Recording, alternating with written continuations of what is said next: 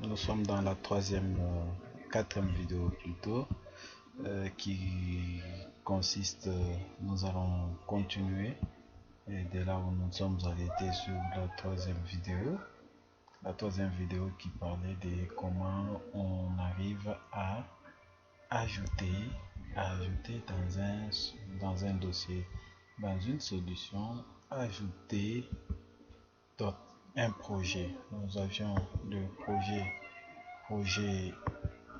virtuel 1 et projet virtuel 2, et si nous allons physiquement dans notre dossier solution, nous trouvons dans notre dossier solution qui se trouve dans mes documents, et puis Microsoft Visual Studio, et puis projet virtuel 1 qui est là. Ici on a déjà effectué ça et j'ouvre là.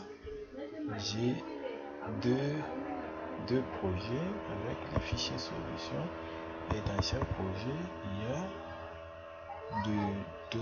y a un fichier projet avec l'extension VBProj et aussi des dossiers de gestion. Ici c'est les fichiers du module qui est chargé dans ce projet, parce qu'un projet doit avoir au minimum un module sur lequel on travaille. C'est pourquoi ces modules, c'est ça le module que nous voyons là dans notre interface de développement intégré, donc environnement de développement intégré qui est là.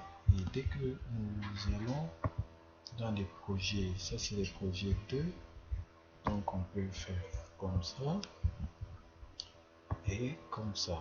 Donc nous sommes là dans notre projet solution, dans notre dossier solution. Votre dossier solution est là. Si on vous demande de partager ces dossiers solutions, vous allez prendre ces dossiers solutions, vous les IP, et c'est ça que vous allez envoyer. Vous pouvez m'envoyer, vous pouvez envoyer à votre ami pour qu'il continue. C'est avec ces fichiers qui est zippé. Et comme on n'a pas encore terminé, donc on revient là-bas dans notre dossier solution. Vous voyez, dans notre dossier solution, il y a deux projets, et si nous regardons ici dans notre explorateur de solutions, on trouve qu'il y a projet 1 et projet 2.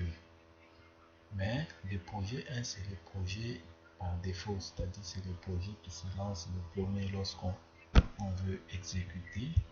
Et à l'intérieur du projet virtuel 1, je trouve que là, il y a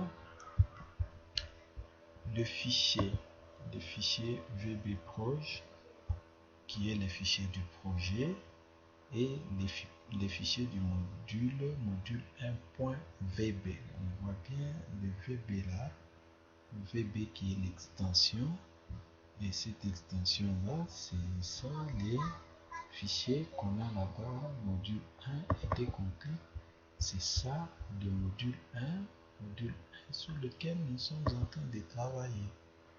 Et dans ces modules 1, nous voulons par exemple que on puisse, lorsqu'on exécute, qu'on nous affiche que je suis module 1. Alors pour ça, il faut juste écrire console.write, et puis je suis le projet 1. Ici on dit il n'y a rien, donc c'est juste affiché à l'écran. On va commencer à afficher à l'écran, et pour que la ligne de commande reste affichée, on met console.write, pour que l'interface, quand on exécute, l'interface puisse rester affichée. Donc la ligne de commande, vous voyez, la ligne de commande est là. Je suis projet, je suis le projet 1, et l'interface est restée affichée. Dès que je clique là, on ferme, Et ça, c'est ce que nous avons mis dans notre projet 1. Et dans notre projet 2, il y a aussi un fichier du projet et un module pour un module VB avec extension VB. Donc ici aussi, dès qu'on développe, on trouve que nous avons notre projet VB, le Project Virtual 2, et puis le nom de notre projet c'est module 1. Quand je clique, vous voyez, j'ai deux modules de même nom mais les contenus différents parce que ça se trouve dans des projets différents. Ça c'est pour le module, ça c'est pour le projet, le deuxième projet, ça c'est pour le premier projet. Et comme le premier projet c'est là où il y a considéré comme le projet de démarrage, c'est pourquoi dès que j'exécute, on exécute le projet 1. On exécute le projet 1, je peux changer ça. Si je veux changer et faire en sorte que ce soit le projet 2 qui démarre, donc je clique sur le projet 2 et je vais là-bas, c'est as Start Up Project. Et quand je clique, vous voyez que le surbrillage et le projet 2 devient en surbrillance. Donc, parce qu'il devient en surbrillance, quand j'exécute maintenant la solution, vous voyez la fenêtre s'ouvre et se referme. Pourquoi? Parce que dans projet 2, dans les modules ici du projet 2, il n'y a rien dans les submine. Dans les submine, il n'y a rien. Les submine, c'est la procédure d'entrée. Donc la procédure d'entrée d'une application en mode console.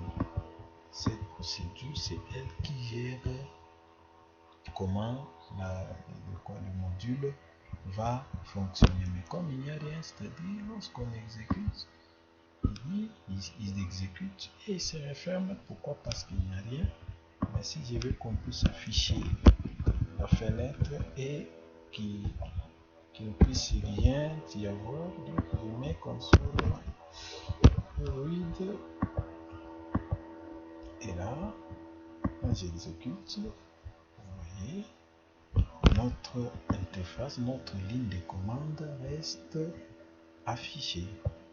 Et ça, c'est par là que nous commençons maintenant la programmation. Donc, le fait déjà d'écrire une ligne, c'est-à-dire on commence déjà la programmation. Donc, ce qu'on peut voir, c'est comment on écrit de code qui s'exécute en ligne de commande. Voilà. Et là, on peut arrêter notre code et voilà ce qu'on peut retenir sur comment on ajoute un projet et qu'est-ce qu'on peut faire dans un projet et la structure minimum d'une application console commence toujours par module 1 et end module 1, c'est-à-dire tout le code qu'on va écrire doit être entre les deux. Il ne faut pas écrire en dehors. Si vous écrivez là-bas console read, vous voyez, ça ne s'exécute pas parce que on va même dire qu'il y a erreur parce que ce que vous avez écrit n'est pas reconnu, n'est pas compris entre les deux. Donc c'est pourquoi ça va donner erreur.